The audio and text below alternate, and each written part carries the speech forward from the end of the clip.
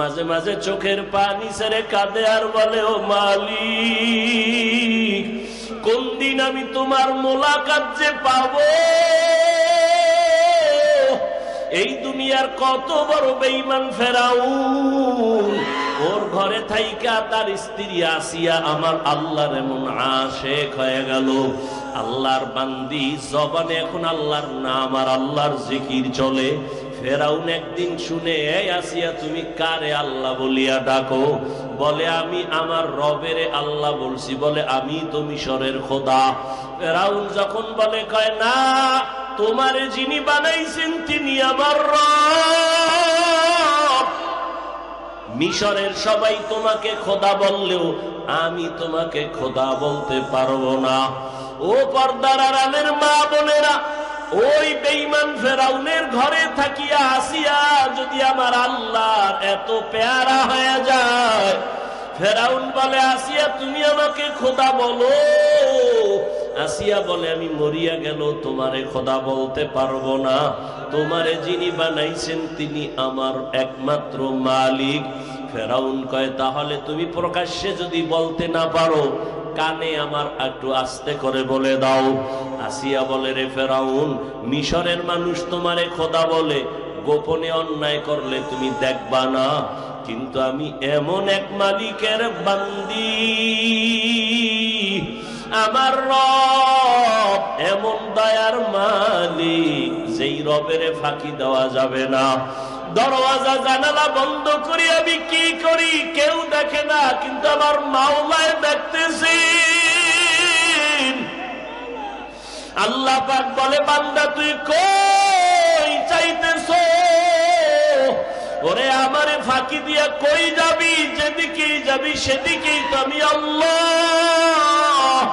ওরে বান্দা, আমাকে কোথাও ফাঁকি দেওয়া যাবে না। ফাআইনামা তুওয়াল্লু ফাসাম্মা ওয়াজহুল্লাহ ওয়া হুয়া মাআকুম আইনামা কুনতুম। আমি আল্লাহকে কোন দিকে তুমি ফাঁকি দিয়া পালাবা? আসিয়া বলে, আমার মাওলাকে ফাঁকি দেওয়া যাবে না, আমি তোমাকে রব বলে মানতে পারবো না। ফেরাউন এক পর্যায়ে সিদ্ধান্ত নিল, ও আসিয়া, তোমাকে শুলিবিদ্ধ দিয়ে তোমাকে মেরে ফেলবো। আসিয়া বলে, মরতে রাজি, তারপর আমার রবকে আমি ভুলতে রাজি না। ঘোষণা হয়ে গেল, ফেরাউনের স্ত্রীর ফাঁসি হবে, শুলিবিদ্ধ হবে। যখন মঞ্চ সাজানো হলো, হাজারো হাজারো লাখো মানুষ সেখানে হাজির হয়ে গেল। ফেরাউন খোদার স্ত্রীর ফাঁসি হবে, শুলিবিদ্ধ হবে। আসিয়াকে যখন রশি লাগাইয়া হাতে পায়ে বেঁধে শুলির মঞ্চে নেওয়া হচ্ছে, হঠাৎ আসিয়া কান্না করে, ও মালিক, তোমার মায়া অন্তরে জমা করার কারণে আজ আমার এত বড় পাওয়ারওয়ালার ঘরে থেকেও খানা পাইলাম না, ঘুমের জায়গাও পেলাম না। হঠাৎ দেখে মুসা নবী রাস্তা দিয়ে হেঁটে যায়, ডাক দিয়া কয়, নবী মুসা, আমার খবর আপনি জানেন? বলে, হ্যাঁ জানি, তোমার ফাঁসি হবে। বলে, এই মুহূর্তে একটু আপনি বলেন, আপনি তো আল্লাহর সাথে কথা বলেন, আমাকে বলবেন আমার আল্লাহ এখন খুশি না বেজার? মুসা নবী ডাক দিয়া কয়, আসিয়া, আল্লাহ তোমার উপরে এখন পুরাটাই রাজি আর খুশি। আসিয়া আতুডাইয়া দোয়া করে, ক্বালাত রাব্বি ইবনিলি ইনদাকা বাইতান ফিল জান্নাহ।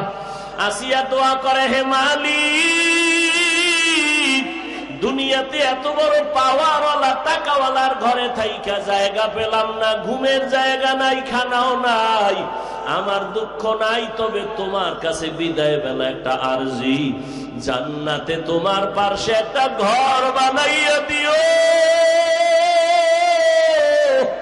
আমি তোমার পাশে জান্নাতে থাকতে চাই। আসিয়াই দোয়া কইরা হঠাৎ আসমানে তাকায়া হাসতেছেন। ফেরাউন বলে, বিপদের সময় তুমি হাসো কেন? আসিয়া ডাক দিয়া কয়, আমার মাওলা আমাকে যে জান্নাত দিবেন তার ছবি তাকায়া দেখতেছি, আসমান থেকে আমি দেখতেছি লক্ষ লক্ষ ফেরেশতারা আমাকে জান্নাতে নেওয়ার জন্য অপেক্ষায় আছে, তাড়াতাড়ি আমাকে শুলিবিদ্ধ করে দাও। ও আল্লাহর বান্দারা, ও পর্দার আড়ালের মা বোনেরা, দুনিয়াটা কিছুই না চোখের সামনে, কই আমার দাদা কই, আমার নানা কই। এই জীবনে কত লাশ কবরে রাখলাম, কোন দিন যেন আমার লাশ, আমিও লাশ হয়ে তৈরি হয়ে যাই। মাইকে এলান হবে, তাড়াতাড়ি আসো, জানাজা হবে। এরে বাবা, দুনিয়ার রং তামাশায় পড়িয়া তো কম দাড়ি কাটলা না, কম বেপরদায় চললা না, জীবনে তো মোবাইলে গুনাহ কম করলা না, জীবনে তো পার্কে কম ঘুরলা না। এখনো কি তওবা করবা না রে বাবা? মনেরে বুঝাও রে মন। তোমার আমার মতো যুবক স্কুল কলেজে পড়ে, চাকরি করে, ব্যবসা করে, নামাজ ছাড়ে না, তুমি আমি কেন পারবো না? এখন থেকে তওবা করে নাও, না হয় যদি গুনাহগার অবস্থায় মৌতের বিছানায় পড়িয়া যাও, ওরে অন্ধকার কবর হবে জাহান্নামের আগুনের ঘর। এরে সাহাবায়ে কেরামরা এই ভয় তো আজীবন কান্না করেছেন। আবু বকরের কান্না, ওমরের কান্না, ওসমানের কান্না, হযরত আলীর কান্না। এমন একজন আল্লাহওয়ালা নাই যারা কবরের আযাবের ভয়ে কান্না করেন নাই। এমনকি আপনার আমার মায়ার নবী আম্মা জান আয়েশা রাদিয়াল্লাহু আনহার ঘরে বসে কান্না করেন। নবীজিকে আয়েশা জিজ্ঞাসা করলেন, ইয়া রাসূলুল্লাহ, কেন কাঁদেন? আম্মা জানকে নবী জবাব দিলেন, আয়েশা, কিয়ামতের ময়দানের ভয়ঙ্কর হালাতের কথা মনে পড়ে গেল। যেই কিয়ামতের মাঠে সূর্য মাথার উপরে নেমে আসবে, জমিন হয়ে যাবে তামা, জাহান্নামের আগুনের গরম। বেঈমান নাফরমান বেনামাজির মাথার মগজগুলো ভাতের মারের মতো ফুটতে থাকবে, নবীরা পর্যন্ত কান্না শুরু করবেন। ওই সময়ও আমার আল্লাহ রাগ আওয়াজ দিয়ে বলবেন, রাগান্বিত আওয়াজ, লিমানিল মুলকুল ইয়াউম লিল্লাহিল ওয়াহিদিল কাহ্হার। আমার আল্লাহর কুদরতি আওয়াজে হাসরের ময়দানটা থরথর করে কেঁপে উঠবে। জাহান্নাম আওয়াজ দিবে, আল্লাহ বেনামাজি গুলো কই, গুনাহগার গুলো আমার পেটে দাও। আমার আল্লাহ রাগান্বিত আবার একটা আওয়াজ দিয়ে বলবেন, ওয়ামতাজুল ইয়াউমা আইয়ুহাল মুজরিমুন, ও গুনাহগারের দল, তাড়াতাড়ি তোমরা নেককারদের থেকে আলাদা হয়ে যাও। আল্লাহর আওয়াজ যখন শুরু হবে, গুনাহগারেরা পালানোর চেষ্টা করবে। আল্লাহ কুদরতের ভাবে একটা বাছুনি দিবেন, গুনাহগার থেকে আলাদা হয়ে যাবে নেককারেরা। আল্লাহ নেককারদের বলবে, তোমরা নূরের তৈরি আরশে আজিমের নিচে গিয়া আশ্রয় নাও। আর গুনাহগারদের বলবে, এদের ধর, জাহান্নামের আগুনের শিকল লাগাও, জাহান্নামে দেওয়ার জন্য রেডি হয়ে যাও। আল্লাহ বলবে, এদের বাম হাতে আমলনামা দিব, লাইনে দাঁড় করায় দাও।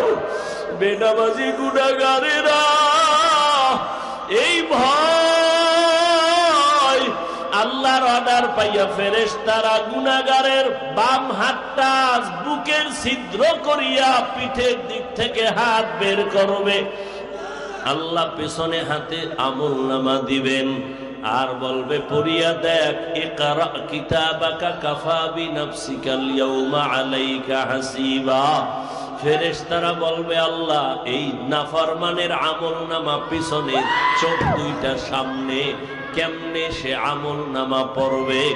আল্লাহ রাগান্বিত হইয়া আবার আওয়াজ দিবেন, ও ফেরেশতা, এই নাফরমানের তো আমি দুনিয়াতে কম নিয়ামত দান করি নাই। আমার দেওয়া পানি, আমার দেয়া সূর্যের আলো, চাঁদের আলো, নদীর মাছ, জমিনের ফসল, গাছের ফল খাইয়া ওলামায়ে কেরামের বিরোধিতা করত, পায়ে ধরিয়া বয়ানের পরও নামাজ পড়ে নাই। এখন আর ছাড় দেওয়া হবে না। এই নাফরমানের ঘাড় ধরিয়া মোচড় দিয়া পিছনে ফেরাইয়া দাও। ফেরেশতারা ঘাটটা ধরিয়া মোচড় দিয়া পেছন দিকে ফেরাবে। ও আল্লাহর বান্দারা, দুনিয়াতে আযাব সহ্য করা যায় না, আল্লাহর আদালতে কিয়ামতের আযাব কেমনে সহ্য করবা? এখনো সময় আছে, তওবা করো, আল্লাহর কাছে মনে মনে বলো, হে মালিক, এই ময়দানে মনে হয় আমার মতো গুনাহগার কেউ নাই। জীবনে তো কত নামাজ ছাড়লাম, দাড়ি কাটলাম, বেপরদায় চললাম, আজকে থেকে আর নামাজ ছাড়বো না, বেপরদায় চলবো না, আর দাড়ি কাটবো না, মা বাবার সাথে বেয়াদবি করবো না, উলামায়ে কেরামের দোয়া নিয়া, শিক্ষকের দোয়া নিয়া নবীর তরিকা মেনে চলবো। তওবা যদি করার নিয়ত করো, মুনাফিকি যদি অন্তরে না থাকে, আল্লাহকে মনে মনে ডাকো আর বলো, হে আল্লাহ, গুনাহ নিয়ে কবরে যেতে চাই না, কবরে দুই পার্শ্বের মাটির চাপ, জাহান্নামের আগুন সহ্য করতে পারবো না। তওবা করার মতো যদি অন্তর তৈরি হয়, ওরে যাদের অন্তর রেডি হয়ে আছে, মরিয়া গেল আর দাড়ি কাটবো না, নামাজ ছাড়বো না, বেপরদায় চলবো না, ওরে তওবার নিয়ত যাদের আছে, আল্লাহর মোহাব্বত নিয়ে খাঁটি নিয়ত যদি থাকে, দুটো হাত আল্লাহকে দেখাইয়া দাও। আয় আল্লাহ, হাতগুলো কবুল করে নেন, তওবা কবুল করে নেন। আয় আল্লাহ, গুনাহমুক্ত জীবন আমাদের দান করেন, একজনের হাতও খালি ফিরাইয়া দিয়েন না। আয় আল্লাহ, সবাইকে আপনার গোলাম বানায় দেন, নবীজির সুন্নতওয়ালা বানায় দেন, মা বাবার দোয়া নেওয়ালা সন্তান বানায় দেন, শিক্ষকের দোয়া নিয়া, উলামায়ে কেরামের দোয়া নিয়া নবীর তরিকায় চলার তৌফিক আমাদের দান করেন, আমিন। গত দুদিন দেশের শীর্ষস্থানীয় হযরত উলামায়ে কেরাম আলোচনা রেখেছেন, আপনারা শুনছেন। আজও অনেক উলামায়ে কেরাম আলোচনা করেছেন। আমি আপনাদের দোয়া নিতে আসছি এবং সংক্ষিপ্ত আলোচনার নিয়তে কোরআনে হাকিমের সূরা আনকাবুতের এক আয়াতে কারিমা তিলাওয়াত করেছি, নবীজির হাদিস থেকে এক টুকরো হাদিস পড়েছি। দয়াময় আল্লাহ ইখলাস ও রুহানিয়তের সমন্বয়, সহি নিয়তে, সহি তরিকায়, সহি কিছু কথা কোরআন সুন্নাহর আলোকে আমাকে বলার মতো, আপনাদেরকে শুনবার মতো আল্লাহ পাক তৌফিক দান করেন। ওয়াল্লাযীনা জাহাদু ফীনা লানাহদিয়ান্নাহুম সুবুলানা। আল্লাহ পাক বলেন, যারা চেষ্টা করে আমাকে পাওয়ার জন্য, প্রচেষ্টা চালায় আমি আল্লাহর সন্তুষ্টি অর্জনের জন্য, আমি আল্লাহ আমাকে পাওয়ার মতো বান্দার সামনে অনেকগুলো পথ খুলে দেই, রাস্তা খুলে দেই। এবং ওয়া ইন্নাল্লাহা লামাআল মুহসিনিন, আমি আল্লাহ মুহসিন যারা, এদের সাথেই থাকি। নবীজি বলছেন, মান তাওয়াযা লিল্লাহ রাফাআহুল্লাহ, যে আল্লাহর জন্যই নিজেকে ছোট মনে করে, আল্লাহ তার মর্যাদা বাড়ায় দেন। বিশাল এক মাদ্রাসা, জায়গা যদিও কম, কিন্তু প্রতিষ্ঠান অনেক বড়,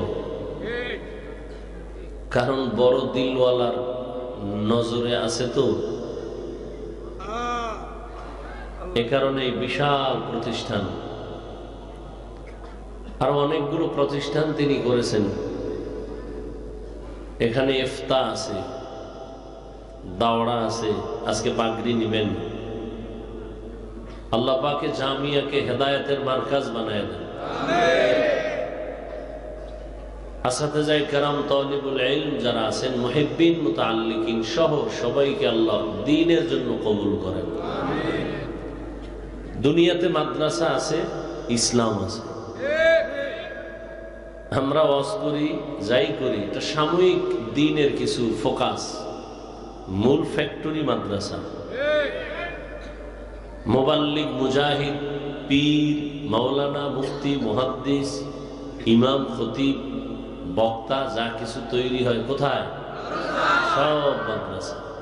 এজন্য পৃথিবীর বেঈমানদের টার্গেট মাদ্রাসাকে বন্ধ করা। এক টার্গেটে হাত দিয়েছিল ব্রিটিশ। ভারতবর্ষের হাজারো হাজারো মাদ্রাসা বন্ধ করে দিয়েছিল। ভারতবর্ষে কোনো দ্বীনের আওয়াজ থাকবে না, কোরআনের আলো থাকবে না।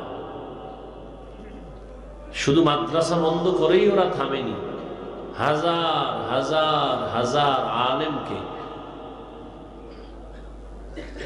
ফাঁসি দিয়া গাছের সাথে রাস্তায় লাশগুলো ঝুলায় রাখছে। একজন আর দুজন না, হাজার হাজার। জানি না এই পরিণতি আমাদের দেশের কি হালাত। দেখেন, এত আন্দোলন হলো, খুব কষ্ট পেলাম। এত আন্দোলনের পরেও সেই শিক্ষার মধ্যে এখনো ভেজা। এখনো 20 বছর 30 বছর, এক কথা 50 বছরও যদি মাটির 1000 মাইল নিচে থাকে এনজিওরা, ওরা সব এখন 50 বছর উপরে উঠে গেছে এই কয়েকদিনে। সমকামিতা চলতেছে প্রমোট করার জন্য। আপনার এখানে সবাই মুসলমান, আল্লাহর মোহব্বত কিঞ্চিত হলেও আছে। দেখেন, এই আন্দোলনে ওলামায়ে কেরামের অবদান নাই? আমি তো চ্যালেঞ্জ দিয়ে বলছি, সারা দেশে ছাত্র জনতার বৈষম্য বিরোধী আন্দোলনের সফলতার চাঁদ উঠেনি ততক্ষণ পর্যন্ত, যতক্ষণ এর সমাজে মাঠে আলেম আর ছাত্র নামেনি। অথচ ভিন্ন লাইনের যারা দুনিয়ার থেকে বিদায় নিল, এদের নাম লিস্টি হয়ে পাঠ্য বইয়ের মধ্যে ঢুকছে। মাদ্রাসার ছাত্র এতগুলো দুনিয়ার থেকে শহীদ হয়ে গেল, এদের নাম লিস্টি উঠে নেই। এবার বুঝেন কি অবস্থা। এই জন্য আমি চরমনাই বলে আসছিলাম, কাফনের কাফন রেডি রাখো, আবার আন্দোলন করতে হবে। জালেমের বিরুদ্ধে আন্দোলন চলবেই। মুসলমানের আন্দোলন একবার না, বারবার। মুসলমান জীবন একবার দেয় না, বারবার বারবার। আর ইসলাম মানবেন না, কোনো বিপদ নেই, কোনো টেনশন নেই। দেখেন না, কয়েকদিন আগে মহিলারা সাংবাদিক সম্মেলন করে বলেছে, আমাদের দেহ ব্যবসার অধিকার আবার চাই। আর আপনারা নাকে তেল লাগায় ঘুমাইতেছেন স্বাধীন স্বাধীন স্বাধীন। কিসের স্বাধীন? মুসলমান স্বাধীন বলে নিশ্চিন্তে ঘুমাবে সেদিন, যেদিন ইসলামের স্বাধীন হবে।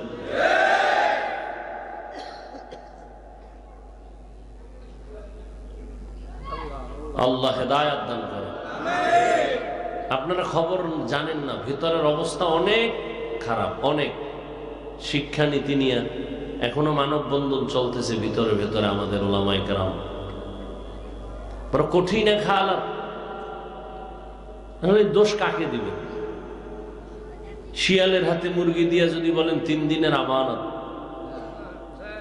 শিয়াল বলবে মাপ চাই, দোয়াও চাই। আমানত দিছো ঠিক, কিন্তু রক্ষা করা সম্ভব না। জিন্দা কেন, মরাও পাবা না। তো শিয়ালের হাতে মুরগি দিলে যা হবে, ধর্মের চাবি সুদখোর ঘুষখোরের হাতে দিলে তো তাই হবে। এই ধর্মের চাবি হারামখোরের হাতে দিছে কে? জিব্রাইল। কারা দিছে? হ্যাঁ, খুব গর্বের সাথে বলতেছেন আমরা, না? মরাটার মারো কেন, কয় লড়ে কেন? আল্লাহ হেদায়েত দান করে।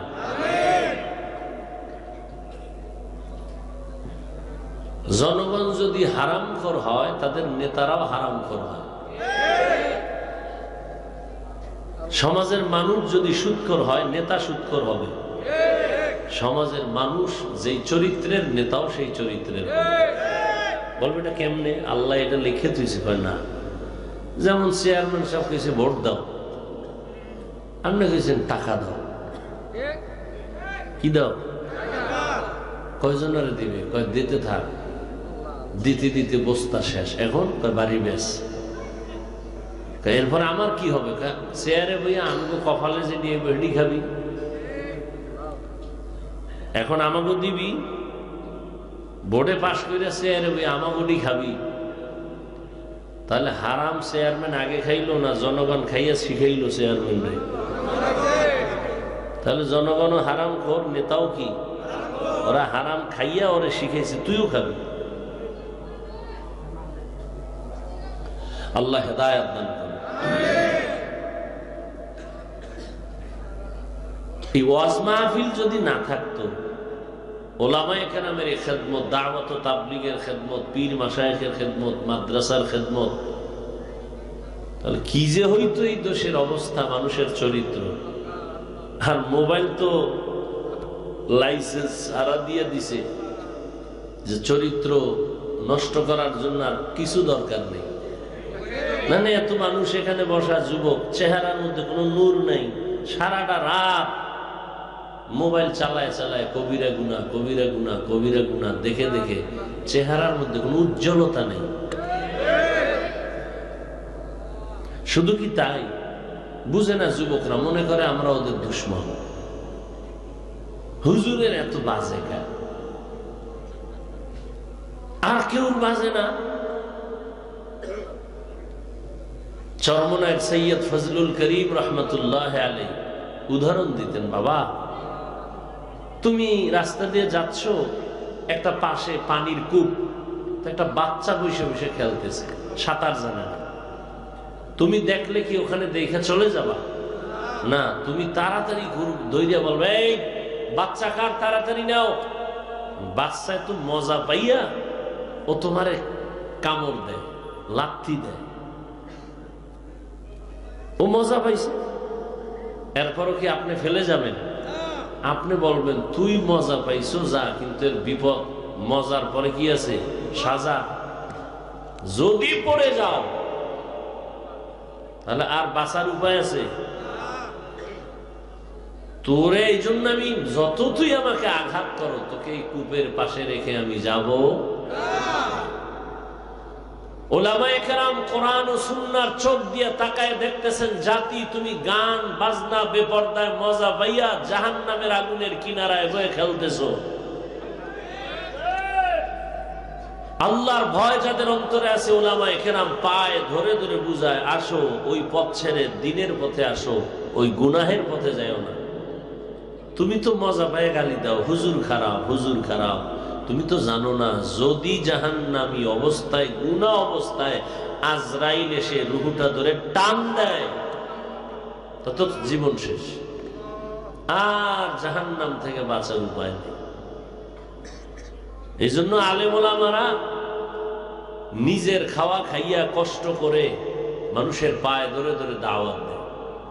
সরকার কোটি কোটি টাকা ব্যয় করে স্কুল কলেজে লেখাপড়া শিখাইয়া, র্যাব, আর্মি, পুলিশ, বিডিআর বানাইয়া অস্ত্র হাতে দিয়ে দিছে, দেশ রক্ষা করো, সন্ত্রাসী বন্ধ করো, দুর্নীতি দমন করো। এরপরও কামিয়াব হতে পারছে পুরা?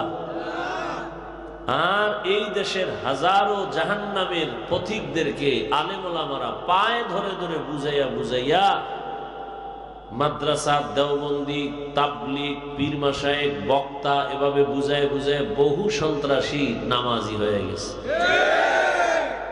কি ঢাকা কলেজে যা, ঢাকা কলেজে গিয়া দেখ, ঢাকা কলেজের ছাত্র, মাথায় পাগড়ি, অনেক বড় দাড়ি,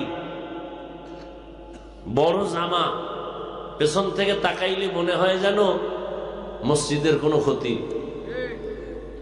ভাই তুমি কোন মসজিদের খতিব? আমি তো ভাই খতিবকে, আমি আরবি পড়তে পারি না। তো তোমার এই হালাত কেন, কি করো? ঢাকা কলেজে পড়ি। তো এই হালাত কেন? মা বাবার দোয়া আর ওলামায়ে কেরামদের নেক নজর লাগছে। আমি বানায় বলতেছি। কি যুবক বাবা, এই ছেলে মোবাইল বন্ধ করো। এ গজব, কি বলবো, একটা বয়ান নাই এর বিরুদ্ধে বলি না। হুদা এটা আকাম করতেছ না, মোবাইলটা হাতে লয়ে, এটা কাম, এটা একটা আকাম। দুনিয়াতে যদি কোনো আকাম থাকে, এটা হলো বড় আকাম।